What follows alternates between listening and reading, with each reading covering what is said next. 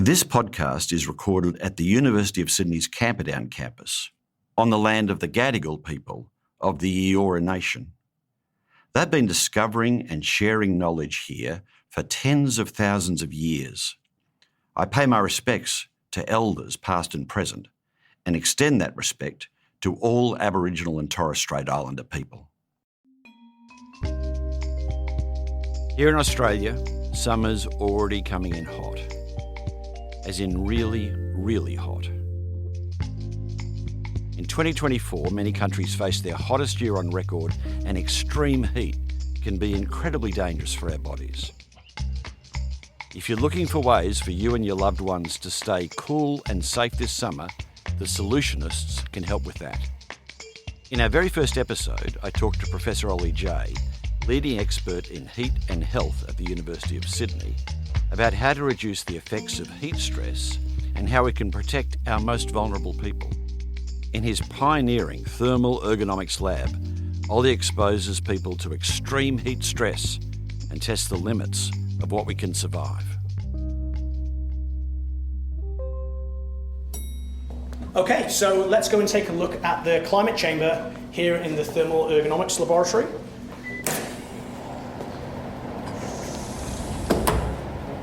So what you'll see is that the walls of the chamber are really thick. So that's on the door, and the door is about 3 inches thick and has high levels of insulation to ensure that the heat that we're generating inside of the chamber doesn't leak too much out. In here, what we essentially do is we create different levels of heat stress, and we expose human participants of different physiological profiles.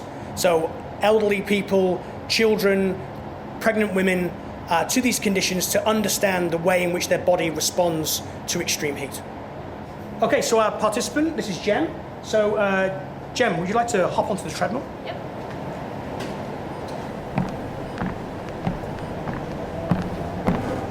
Definitely starting to get sweatier. My heart's starting to pump a little bit harder. So I'm definitely feeling the effects of the heat there.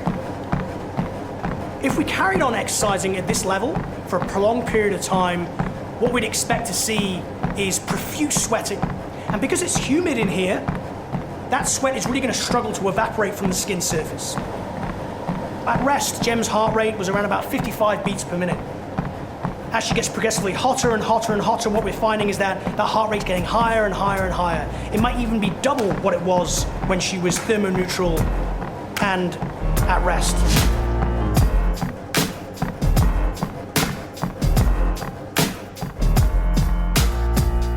No matter where we are, our hottest days are getting even hotter. After watching record streaks of high temperatures wreak havoc in the Northern Hemisphere, it's easy to feel slightly nervous about the summers that lie ahead of us. And predictions of enormous pressure on the power grid mean we'll need to find ways to cope beyond air conditioning. I'm Mark Scott, the Vice-Chancellor and President of the University of Sydney, and this is The Solutionists. And I can't tell you how thankful I am that there are brilliant people working on smarter ways to cool us down, like Ollie Jay. Hello, my name's Ollie Jay. I'm Professor of Heat and Health and Director of the Heat and Health Research Incubator and the Thermal Ergonomics Laboratory in the Faculty of Medicine and Health here at the University of Sydney. That's a mouthful, but he's the world's most famous heat guy. Ollie and his colleagues are road testing the human body under heat stress. They want to prepare us to survive the heat that's coming while helping mitigate climate change. Ollie, just how deadly is extreme heat?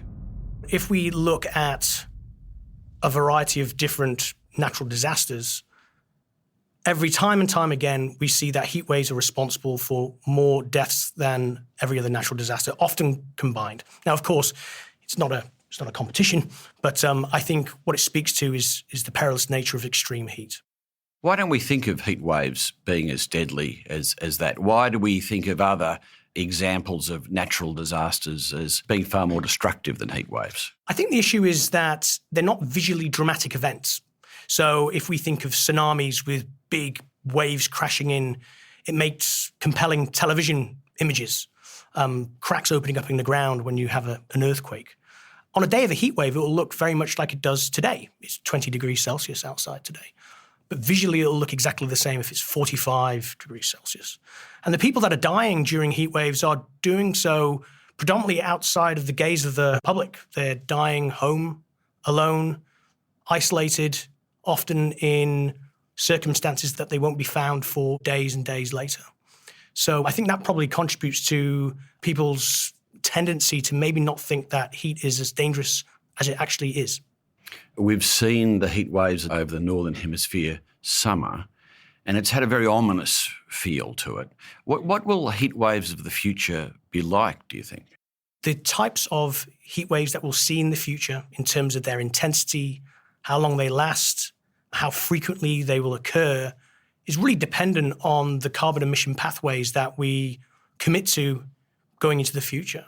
But what we do know is that over the next 30 years or so, we're already committed to a certain level of global warming. If we were to stop burning fossil fuels today, the climate is going to continue to warm for the next few decades. And therefore, we've got to find a way to adapt to that warmer future and hopefully thrive. And if we just look at weather, to what extent is it raw heat? Is it heat and humidity, and wind? What's the pattern we're seeing and going to be seeing? So typically the way in which we characterize heat through the media and things like that and weather reports is people get really focused on temperature. And first of all, most people don't realize that temperature is actually measured in the shade. So temperature is one of 4 environmental parameters that define your heat stress risk. So how hot the human body is going to get. So you've got temperature in the shade. You've got the concurrent humidity, and humidity is important because it impacts the way in which sweat evaporates. And that's our only physiological means of cooling when it gets above 35 degrees Celsius. Then there's also wind, and then also thermal radiation. So if you're in the sun versus in the shade, if it's a cloudy day versus a clear day, obviously the level of extra thermal burden that the body has to cope with is greater. So it's a combination of those 4 factors and finding a way of enabling people to understand the underlying risk associated with those 4 factors as they occur throughout a given day or within a weather forecast. It's a real challenge. Do you think that means a different kind of weather forecast, a different kind of warning to be able to bring those factors all together? Yeah, so it's quite complex. So in Australia, the Bureau of Meteorology have developed a new heatwave warning system. That's useful for understanding whether the coming environmental conditions will constitute a heat wave. However, from a day-to-day perspective, we need a simple metric that enables people to understand in a format that everybody's familiar with. So I can give you a quick example. So we received some funding from the New South Wales government at the end of last year to develop a new heat stress scale. And this is leveraging some work that we've done before in the sporting domain, most notably with Tennis Australia for the Australian Open, is where we're drawing from freely available weather information, so temperature, humidity, how cloudy it is, how windy it is, and also giving people an opportunity to provide some information in terms of what they're doing, what they're wearing. And we know where they live because there'll be GPS on a phone. It's embedded in an app. And then it will give people personalized risk scale. And it will be simply on a range, on a number from 1 to 5. And then as the heat stress risk exceeds certain thresholds, it then gives us an opportunity to then push heat stress mitigation actions that are based on scientific evidence to try to reduce the risk associated with this increasing heat exposure. So the human body has a stress point. What happens when we push it past that stress point? Well, we look at the evolution of physiological heat strain predominantly through 3 different avenues. So the first one's pretty obvious. It's the risk of heat stroke. This is where your core body temperature increases to critical levels. Very briefly, the underlying mechanism for that is pretty nasty. The 2 ways in which we respond to the heat is by sweating and by redirecting lots of blood away from the core towards the body, the skin surface to support heat loss. By doing that, what we're doing is restricting the flow of blood to our gut and the delivery of oxygen to the endothelial lining of our gut or endothelial cells of our gut. When that's coupled with high local tissue temperatures, such as 40, 41 degrees Celsius, the endothelial barrier, so the lining of the gut, if you will, we have these junctions, and they stay really shut when you're cool and well. But when you get really hot and you have this reduction of oxygen delivery to the gut, those junctions start to loosen up. And then endotoxins that reside typically inside the gut start leaking out.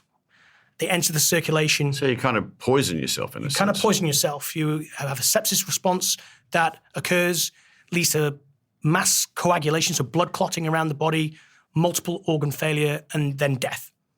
And that's heat stroke.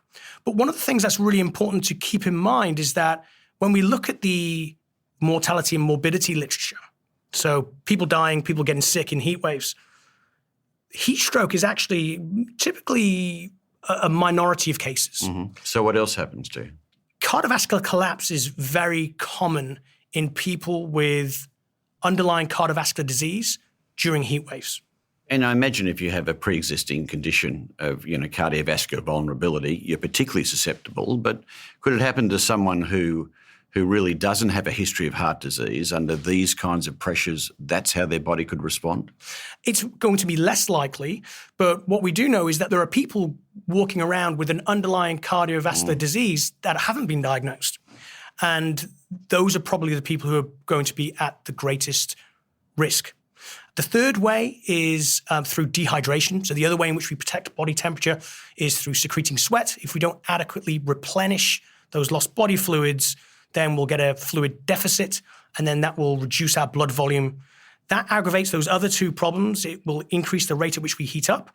It'll also increase the cardiovascular strain that occurs inside the body when our skin is getting hot, but it also places a lot of stress on the kidneys as well. So that's one of the reasons we think that there's a high prevalence of kidney failure as well during extreme heat events, particularly in people who have underlying renal disease. So we're simulating a heat wave, and our participant is ready to go in. So let's take a look at some of the cooling strategies that we test. This is what you get from doing a PhD in my laboratory. Grant is filling up a bucket with a compound which is made of hydrogen and oxygen, I believe. Okay, we have a little cooling strategy station set up here for Jem. So one of the strategies that we've found works really well, irrespective of the heat wave condition that we're testing, is something called self-dousing. So this is simply applying water to the skin surface. You can use a sponge or a wet flannel, or in some cases you can even wet your clothes.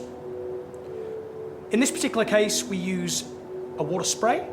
Okay, we're going to spray Jem here. We're going to spray her on her face, her arms, as well as her legs.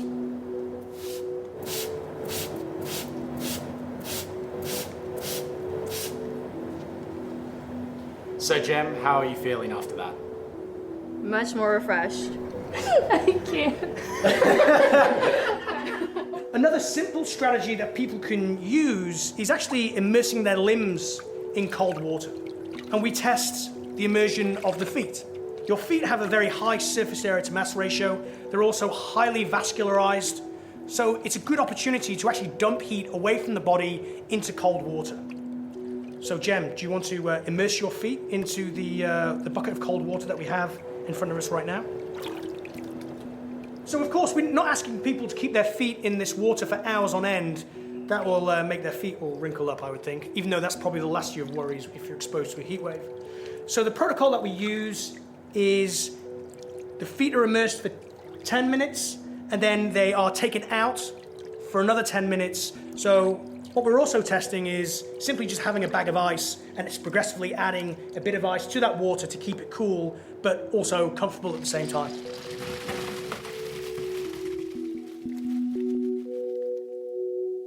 You're not just talking about studying the impact of stress on the body, you're talking about what we can do to combat it.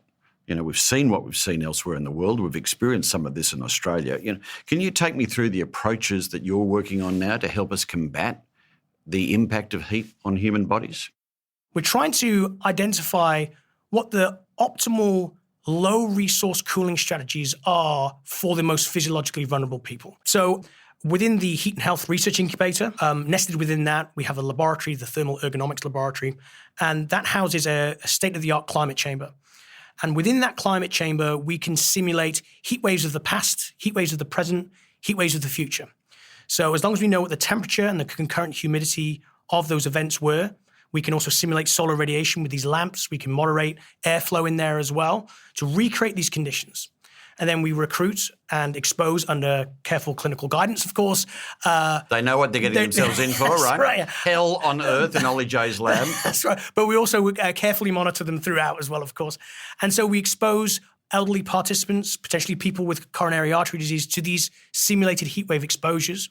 We measure what it does to the body, how hot they get, how dehydrated they become. So they're kind of strapped up with monitors and That's the like, right. Yeah, we measure how much work their heart has to do. And then we can test the efficacy of these simple low-resource cooling strategies that are going to be accessible in low-resource settings to find out which ones are the best at reducing how hot people get, how dehydrated they become, how much work their heart has to do. So what are some of those interventions? Really simple ones like moving air more with devices such as electric fans, placing water on the skin. So obviously drinking water is a very good idea, but also using water by placing it on the skin, allowing it to evaporate. That provides latent cooling.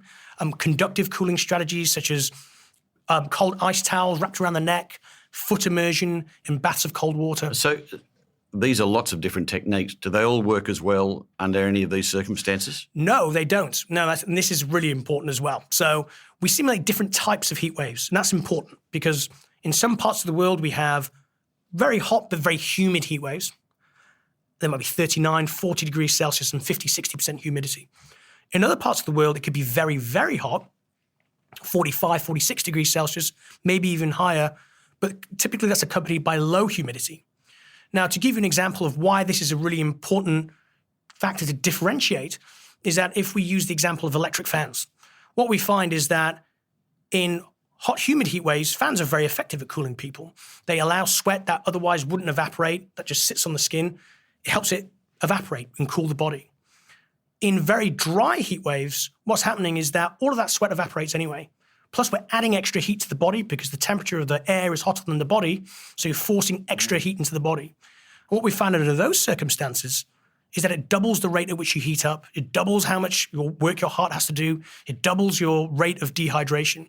This is crazy stuff, isn't it? Because on a hot day, you go down to Harvey Norman and all anyone is doing is buying fans. But you're saying sometimes those fans are going to make them hotter. Absolutely. They could. We don't know this, but based on our data, it is plausible to imagine that they could really severely aggravate heat stress risk. So how do you educate people on that? Finding the answers is one step, but then translating that information to get it into the hands and into the minds of the people who need it is a real challenge. So we work with public health organizations to try to ensure that we're helping inform their heat action plans. We collaborate with the World Health Organization. We're collaborating with New South Wales Health, the Victorian Government Department of Health. We've also got a new collaboration through the World Health Organization and the Red Cross with Google. Google are launching a new heat alert package that's going to be on every Google Map app and every Google search engine in over 200 countries worldwide. One of the things hearing you talk about all this, I mean, I think in the back of our minds we often think it's hot out there. It's hot outside. But part of your research demonstrates it can be really hot inside if you don't have air conditioning in particular. Other strategies for people to keep cool at home, and what do we do in our own homes, particularly if we don't have air conditioning? Well, air conditioning is exceptionally protective against heat-related illness. That's undeniable. But there are lots of problems with air conditioning use. So from a environmental perspective, many air conditioners are powered by electricity that's generated by coal-fired power plants. So the more electricity that we use because we're using our air conditioners more to adapt to a hotter planet, that's going to aggravate climate change in the future because those fossil fuel power stations are going to be belching out more CO2.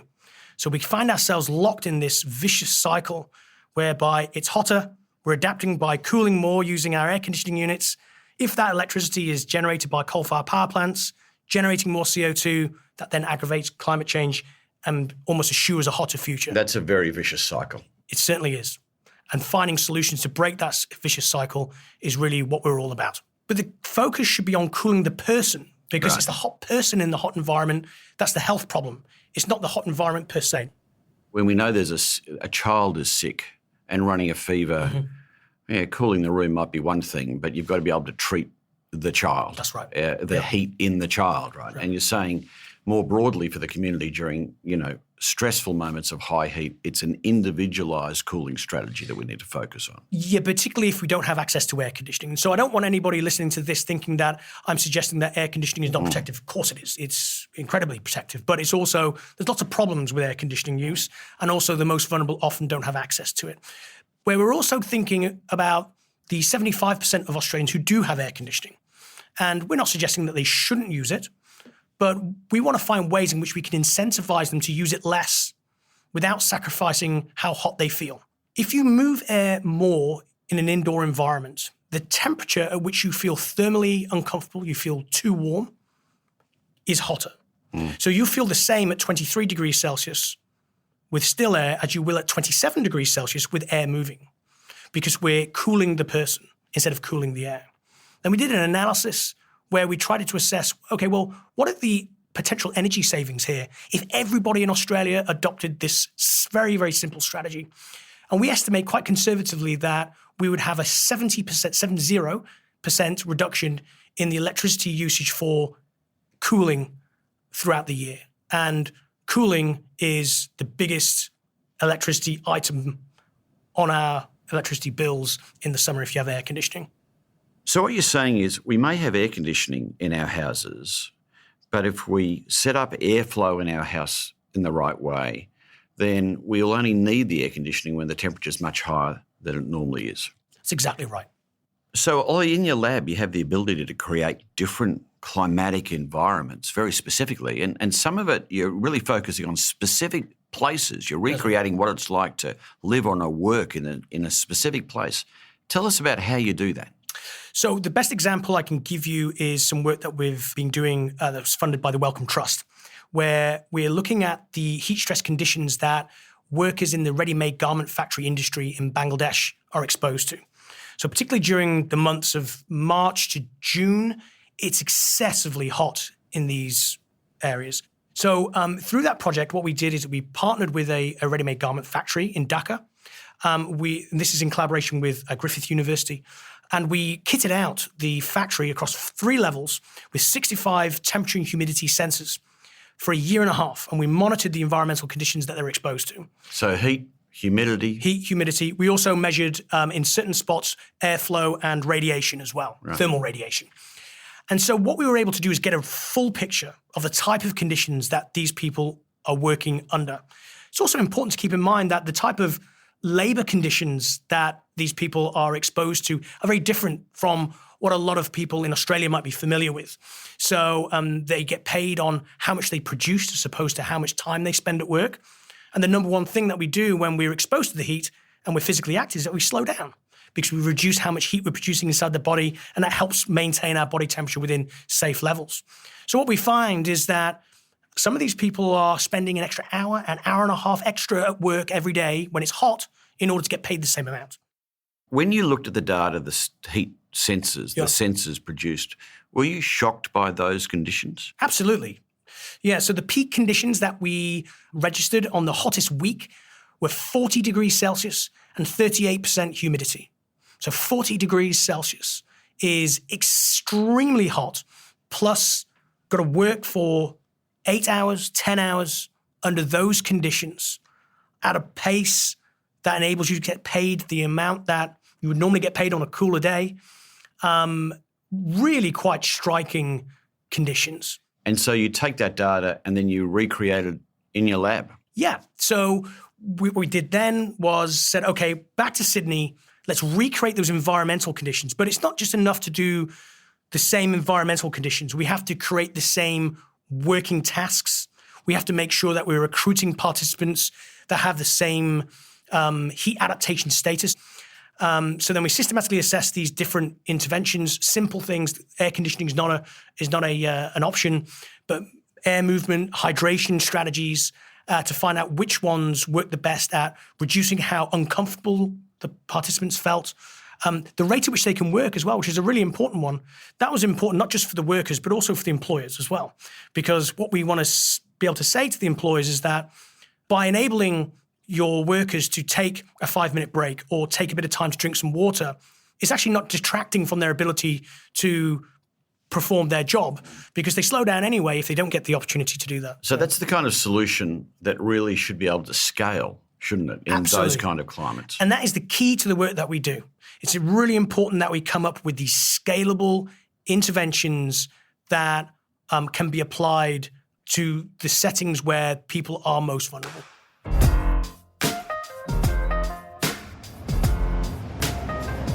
So in terms of the peak temperature that we can achieve inside this chamber, right now we can achieve 55 degrees Celsius without any problem whatsoever. Another key aspect of the way in which this chamber was designed was to enable us to work with climate scientists to understand what the heat waves of the future are going to look like, and then actually recreate those different futures in the chamber now. Expose human participants to those different versions of the future and demonstrate what impact those different heat waves are going to have on people. There's this model that has been socialized quite widely over the last 10 years, which predicts the future limits of human survivability with climate change. And the metric that's been used to express this limit of future habitability is something called a wet bulb temperature. So on the right-hand side of the main window, we have the main control box of the chamber itself. And right now I'm going to turn up the temperature to 54 degrees Celsius and 26% humidity. The reason that we've chosen those particular conditions is that it's one of those magic temperature humidity combinations that generates that 35 degrees Celsius wet bulb temperature. So if we exceed this 35 degrees Celsius wet bulb temperature condition in the future, it will be impossible for humans to keep physiologically cool, and we would all die of heat stroke within 6 hours. This research is really important because one thing that we do know is that extreme heat can be and is deadly. It's responsible for more deaths than all natural disasters combined. Now, it's not a competition, but I think it's really important that people understand how dangerous extreme heat can be. We know that days that used to be considered extremely hot back then are going to be the new normal by the start of the next decade. So we need to be prepared for coping with the inevitable warming that's coming. I think it's interesting. I think everyone's looked at what's happened around the world and think, this feels strange. We are in an unprecedented place. What do we know about heat waves of the future? What's coming at us? What can you see that we're going to have to stare down? We know that the severity, frequency, and duration of heat waves of the future are going to be dependent on the choices that we make now and going into the future. We will need to learn how to adapt to a warmer future over at least the next 30 years. The legacy of human activity to date is baked in a certain amount of warming in the climate system. And even if we stopped burning fossil fuels today, that is still going to happen. But it's making sure that the adaptation strategies that we use in the near future to ensure that we not just survive but thrive in that warmer future doesn't aggravate the problem further down the line. And that's a real key component of the work that we do right now. There used to be an old joke, everybody talks about the weather, nobody ever does anything about it, But when it comes to climate, why hasn't there been more meaningful climate action? I mean, the science has been staring us in the face for decades now. What do you put it down to? Well, I think that there's a certain amount of fatigue in the way in which the debate has been highly politicized. I think that is a little problematic. And I think it's just fine. People generally are quite reasonable, I think. And I think it's just finding a way to help people understand what the true consequences are. One idea that we do have came from when I went to the Rugby World Cup in Japan in 2019. And I went to a game in Kobe, and I was a little early, so I thought I'll just go to the Earthquake Museum. And it struck me that when I was there is that it was very compelling. By the end of it, you really felt viscerally what the impacts of these earthquakes had on the residents of Kobe in the past. And then you look at the statistics of the amount of people that were impacted from deaths and morbidity. Again, it's not a competition, of course, but what struck me is that the amount of people that die from heat waves is far greater number relative to earthquakes. And then it gave me the idea of what we need to do is find different ways of trying to get people to understand the impact of heat now and what the impact of increasing heat stress in the future is going to have based on the decisions that we make now. And we can do that by utilizing a variety of different approaches. We can use the arts. We can think about ways in which we can manipulate people's different senses, not just what they see, but also what they hear, what they feel, and trying to get people to understand the severity of what faces us, but also give them hope. I think that's a really important component as well, is that I think a lot of people are scared about what's going to happen, but they feel helpless because they don't know what to do about it. And it's really giving people agency so they can feel as though they can make a difference themselves. Are there countries around the world you look at that you think, they're getting onto this well and they're putting strong solutions in place? Yeah, I think the countries that have experienced the greatest impacts and then have the resources to try to address them have shown great progress. So the two biggest heat waves that occurred in the 1990s and the early 2000s were the 1995 Chicago heat wave, which had enormous impact on human health, and also the heat wave in Western Europe in 2003. France in particular were heavily impacted by that heat wave. And what we've seen since then is lessons learned from that experience and the way in which they've developed heat action plans to try to alert people to the perilous nature of extreme heat and try to ensure that resources are available for the most vulnerable, and then the activities and behaviors that people are adopting are appropriate. They're packaged into an approach that has been quite successful to date. The death toll, for example, in the heatwave in 2003 was much greater than in more recent heat waves, despite them being pretty comparable when it comes to severity. Were you surprised there wasn't a stronger policy response around heat to the terrible bushfires and drought we had in Australia in 2019? Yeah, it is surprising. And I think that there's lots of different reasons for why action is taken and not taken. There are political components to it that I can't really fully articulate, but nor understand, right? Nor understand. Yeah. And but hopefully the signals that we're getting from the new federal government are quite promising, I think, in terms of their intentions to support action in this area. I think that gives us cause for optimism. But election cycles are 3 to 4 years long, and ensuring that these actions are sustained, irrespective of who's in office, I think, is absolutely imperative. And that can only come from a large spread understanding of the necessity for these actions. It's challenging research, Ollie, and sometimes the modelling can look pretty bleak, but you're still optimistic there are things that we can do to protect ourselves and protect those that we love and care for. What should we be thinking about? Absolutely. So at the personal level, there are these very simple strategies that we can use under certain circumstances. So moving air is a very effective way. It's a clean way, accessible way of keeping cool in heat waves if it's below 40 degrees Celsius. If it's above 40 degrees Celsius, you don't want to be using those devices. If it is above 40 degrees Celsius, taking water, applying it to the skin surface, enabling that to evaporate, that's a very effective way of keeping cool. These conductive strategies through taking cold towels, wrapping around your neck, immersing the feet in cold water. Again, these are very simple strategies that everybody can do in most settings. But I think we also need to think about ways in which people with air conditioning can reduce their reliance on air conditioning without sacrificing their thermal comfort. So by moving indoor air more, we can chill it less. That'll save you up to 70% on your electricity bill.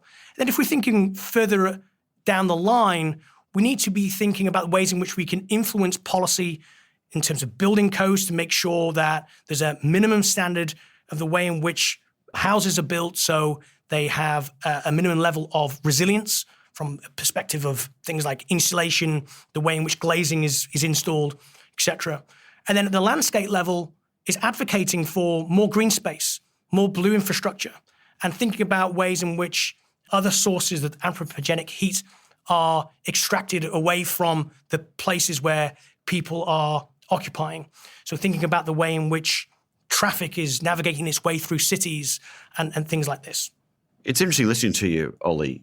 At times we can just feel so passive in the face of the enormity of climate change. We have no power over the weather.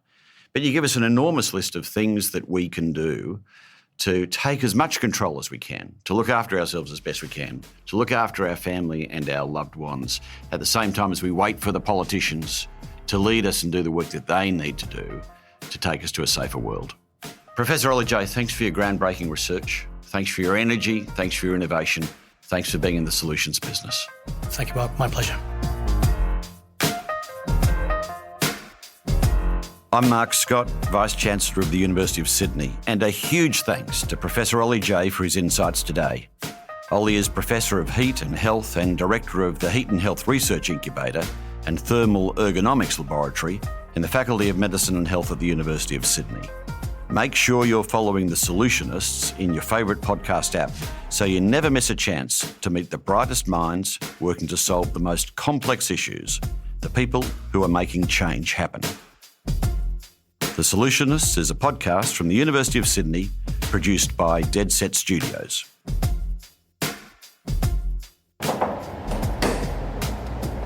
Is it hot in there, Harry? Yes. Oh, that's nothing. That is nothing. Oh, that's nothing.